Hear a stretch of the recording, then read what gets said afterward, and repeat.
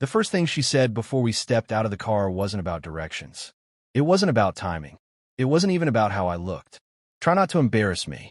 They're on a higher level than you, she said calmly, like it was just advice, like she was helping me prepare. I nodded. I'll try, I said, and I meant it in a way she didn't understand. My name is Daniel Whitmore. I live in Greenwich, Connecticut, the kind of place where everything looks expensive, even the silence. I run a mid-sized investment advisory firm. Nothing flashy, nothing headline-worthy, but stable, consistent, built over years, not inherited. My wife, Lillian Whitmore, grew up differently. Old money, old networks, the kind of family where reputation is discussed like currency. Tonight was her parents' dinner. Not just family, guests, people who mattered in their world. The kind of people who don't ask what you do. They already know, or they don't care to. We stepped out of the car.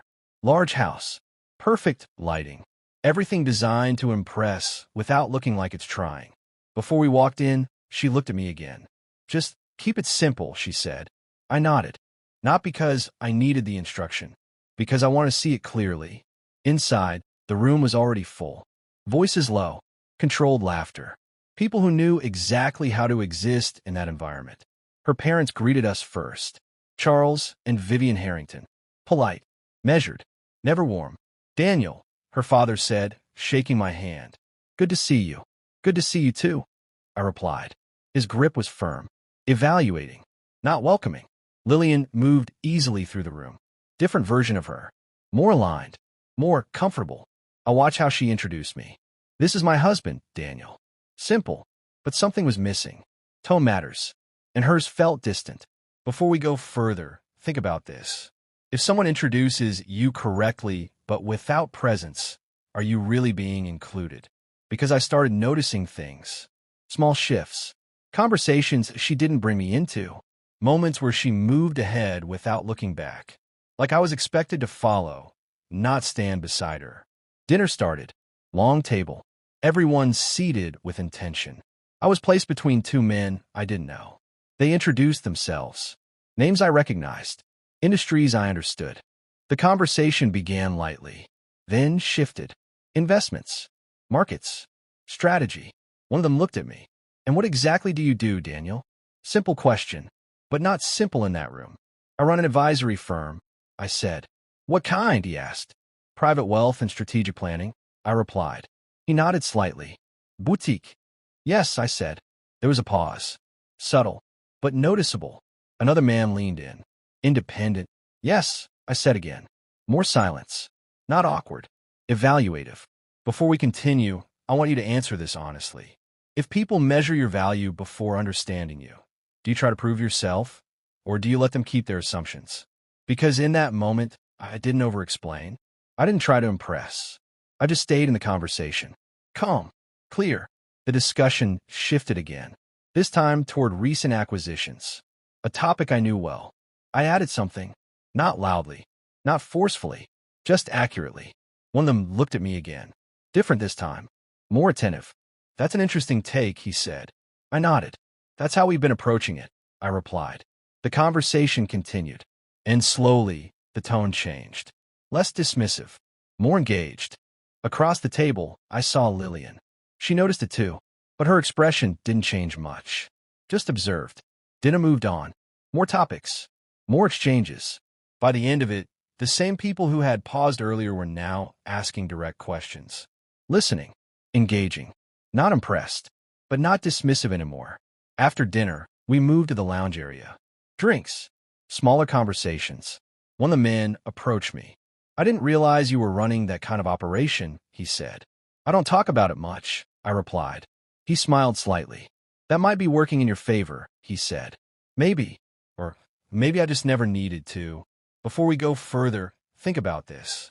If someone underestimates you and then realizes they were wrong, does that change anything for you, or just for them? Because for me, it didn't feel like a win. It felt like confirmation. Later that night, as we were leaving, Lillian was quieter.